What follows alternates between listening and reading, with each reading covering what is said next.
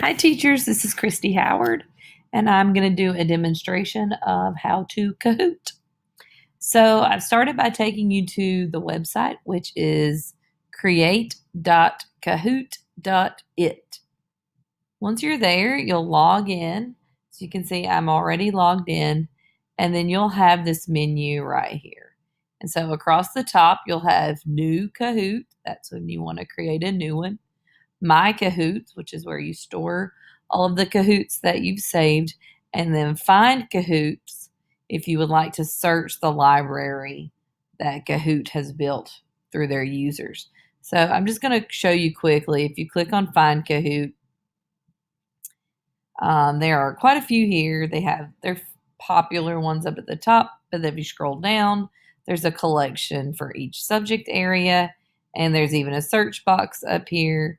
I taught English last year, so I would do English end of course SOL, and usually would find plenty of material that was already created.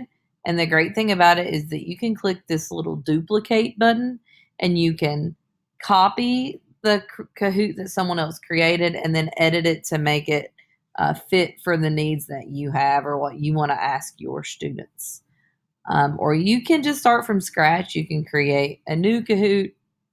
They have several different options for the types of Kahoots that you can create.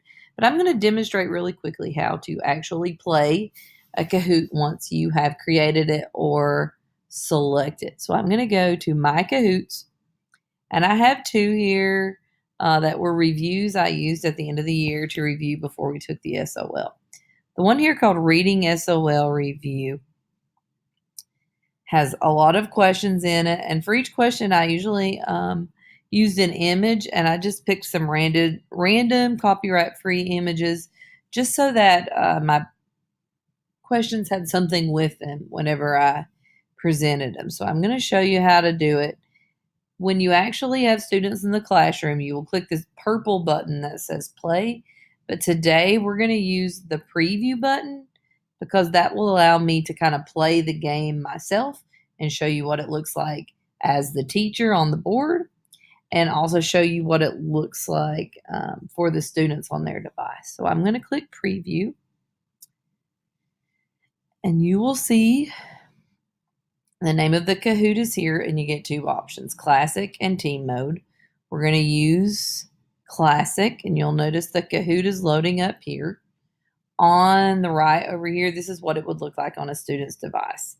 And yes, I know this is an iPhone, but we do recommend that your students do not use cell phones just because it sets the precedent that devices are welcome in the classroom, and we don't have that policy in our building. So the high school teachers should easily be able to do this with the Chromebooks. In middle school and elementary school, you can book a lab, or you can use one of the Chromebook or iPad carts to give each student a device. So I'm going to click on the classic button, and you will notice that it's going to ask if we're ready to join, and some fun music's going to come on. So I'm going to turn my volume down just a little bit, and there will be a code. So this screen on the left is what will be projected onto your board, and your students will go in and they will type in that code. And then click enter. Once they connect, they'll be asked to enter in a nickname. Now, I always encourage my students to use their first name and last initial, but sometimes they will do things like write inappropriate things, or sometimes just you don't know who they are. Like a student wrote goofball, and I'm the teacher, and I'm like, no, I don't like that. I can just go right there and click, and I can kick out that person and say, please enter your real name.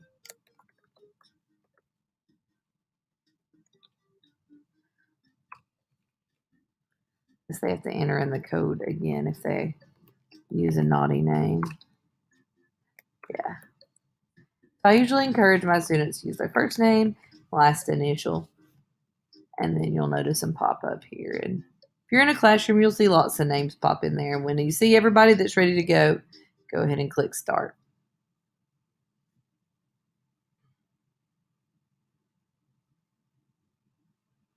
So the question will come up first, and then you'll see the 4 answers. And then the students over here will just see the 4 colors. And so they will have to actually look at the board in order to see the question. So the question is, which is an example of simile? If we look at the 4 answers there, it looks like time was up. Let's try another one. I guess I'll have to work faster this time. Example of metaphor.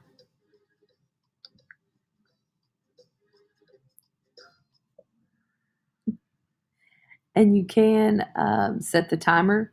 You can decide to give them a timer, how much time you want to give them, or if you want to just leave it where they don't have a timer, you can do that as well. And so when there are multiple students, it will rank them here on the scoreboard after every question. So they'll see the scoreboard on the board, but they'll also see here on their screen that what place that they're in and how many points that they have. So the last thing I wanted to show you is another game and another option that I found really cool on Kahoot, and that is embedding video clips. And so in this Kahoot, I used some videos from YouTube, and I actually used song lyrics that had a lot of figurative language in them, and I embedded them into Kahoot questions, and my students loved this. So I'm going to go classic mode again. I'm going to look for my code there.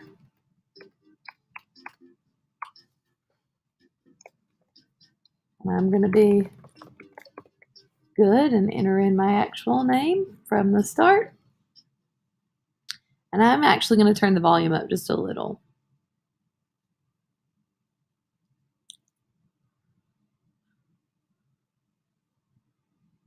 So you'll notice the video starts playing automatically. And Baby Your Song is a metaphor. As the teacher, you will have to progress between each question, and then you'll have to progress once the scoreboard is displayed.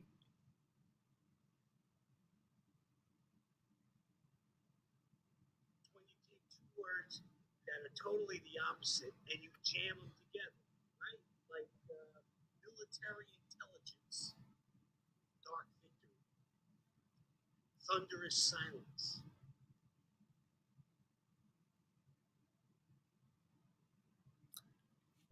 That one's an oxymoron. And we'll stop there.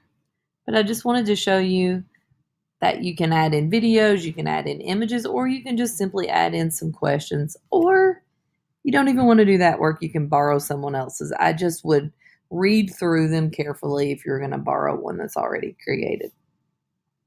I hope this helps you. If you would like to create a Kahoot, or you would like one of us to come and help you create a Kahoot, or just help you try out Kahoot in your classroom, be sure to click on our link at the bottom of the email, which has our help form on it, or you can just email one of us directly and we will get back with you.